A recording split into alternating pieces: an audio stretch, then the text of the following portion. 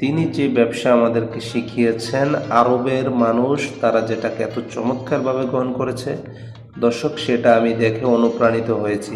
এত চমৎকারভাবে তারা সেটা গ্রহণ করেছে। দর্শক দেখেন তারা মানুষকে আকৃষ্ট করার জন্য কি কি কাজ করেছে। যে দেখেন মসজিদে হারামের উপরে যে ঘড়ির টাওয়ারগুলো, মসজিদে হারামের পাশে যেই মিনারগুলো দেওয়া আছে, চমৎকারভাবে তারা এগুলোকে সাজিয়েছে। এটা আমার খুব ভালো লেগেছে। অনেক সুন্দর করে কাবা নির্মাণ করছে, এটা দেখলেই মানুষ আকৃষ্ট হবে। এটা আমার খুবই ভালো লেগেছে। প্রিয় দর্শক, আপনাদের কেমন লেগেছে জানান। তো দর্শক, আমরা ফিরে যাই। দেখেন আপনাদেরকে দেখাচ্ছি, অবশ্যই দেখবেন।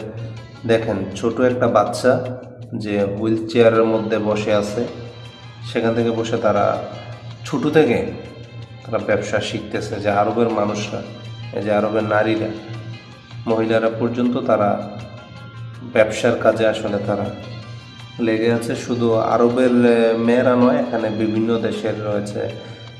মিশরের রয়েছে, যেটাকে ইজিপশিয়ান বলে, ইজিপ্ট, ওই দেশের রয়েছে, এবং কি বার্মা রয়েছে, এবং আরবের সৌদি আরবের রয়েছে। তারা এখানটায় তারা ব্যবসা করতেছে। আপনারা জানলে অবাক হবেন যে আসলে সৌদি আরবের বড় একটা অংশই তারা ব্যবসার সাথে আসলে জড়িত। তারা ব্যবসার সাথে যারা জড়িত, তারা অন্য অন্য জিনিসগুলোকে তারা আসলে মূল্যায়ন করে না বা গুরুত্ব দেয় না। আমি কিছু সৌদির সাথেও কথা বলেছি যে যারা ব্যবসার সাথে জড়িত তারা এটাকে বেশি পছন্দ করে। বিশেষ করে কোনো সম্পর্কের ক্ষেত্রেও তারা এটাকে বিবেচনা করে যে ছেলেটা কি করে, ব্যবসার সাথে যুক্ত আছে কিনা, এটা আগে তারা বিবেচনা করে। এমনটাও আমি শুনেছি। তাই আরবের মধ্যে, সৌদি আরবের মানুষকে আমি দেখেছি যে যদি কেউ সরকারি চাকরির সাথে যুক্ত থাকে, সেও কোনো না কোনোভাবে চাকরির পিছনে ব্যবসাকে সে আঁকড়ে ধরে আছে, ব্যবসার সাথে তারা নিয়োজিত। এটা দেখে আমার কাছে খুব ভালো লাগছে যে সে যে যাই করুক। বিশেষ করে আমার দেশে কেউ যদি সরকারি চাকরি করে, সে আর ব্যবসার সাথে ইনভলভ হতে চায় না।